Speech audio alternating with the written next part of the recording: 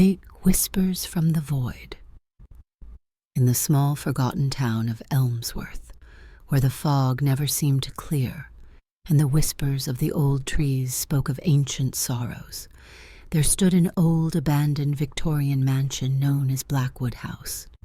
It had been derelict for decades, windows shattered, paint peeled, and ivy claiming its walls as its own. The townsfolk whispered that the house was cursed, a place where time and reality twisted into nightmares.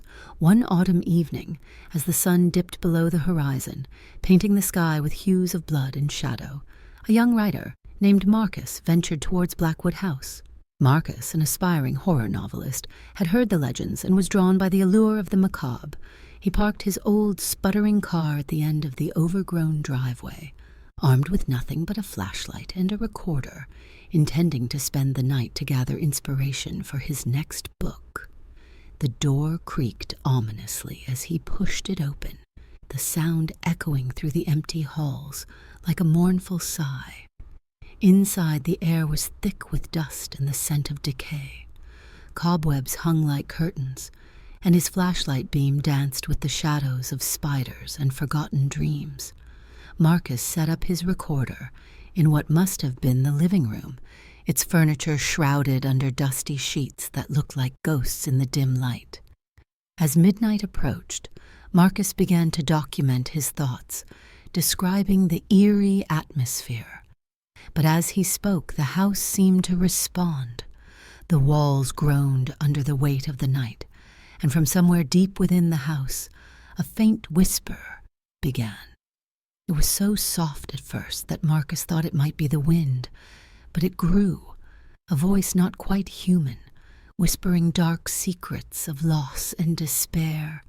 Marcus, driven by a mix of fear and curiosity, followed the whispers, his flashlight beam shaking. They led him to a locked door at the end of a narrow hallway. The whispers were now clear, almost begging, "Let me out! Let me out!" With a mixture of trepidation and an unshakable urge to uncover the mystery, Marcus forced the door open. Behind it was a room untouched by time. An old rocking chair moved gently as if recently vacated, and in the center of the room stood an antique mirror, its surface clouded over with age. The whispers seemed to come from the mirror itself, though no reflection appeared in its murky depths. Marcus, compelled by the eerie phenomenon, touched the mirror. The moment his skin met the glass, the whispers stopped, and a chilling silence enveloped him. Then from behind him, a cold breath whispered, "Thank you." He spun around, but the room was empty, save for the shadows that seemed to grow denser. The temperature plummeted, his breath visible in the cold. His flashlight flickered and died, plunging him into darkness. Panic surged through him as he felt an icy hand brush against his neck. Stumbling back, he tripped over something soft and fell. His hand touched what felt like hair, and he recoiled. His flashlight, now working again, revealed what he had tripped over. A body, long decayed, dressed in Victorian attire, lying across the threshold. The realization hit him like ice water. He was not alone in Blackwood House. Gathering his wits, Marcus scrambled to his feet and fled the room, the whispers now a cacophony of voices, some pleading, some laughing maniacally. He reached the front door, but it would not budge. Panic turned to terror as shadows swirled around him, forming figures of people long gone, their eyes hollow and accusing. In his desperation, Marcus remembered the mirror. He dashed back, the shadows clinging to him, their cold touch like death itself.